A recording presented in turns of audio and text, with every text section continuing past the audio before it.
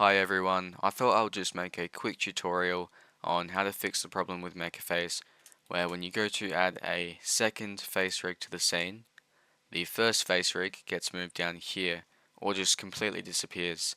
I'm not too sure why this happens, but the fix is super easy, super simple, and here's how to do it. So Control Z back to the first face rig.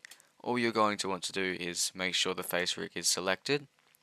Go over to the MecaFace panel in the add-ons panel and go down to finish face rig. It should be right here, and all you have to do is just click finish face rig, and now when you go to add the second face rig, there it is, and this works for as many face rigs as you would like.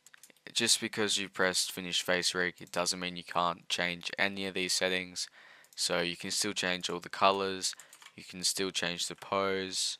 But yeah, if this worked for you, please hit the like button. I would really appreciate it. If this didn't work for you, please let me know in the comments, and I'll try my absolute best to get it fixed for you.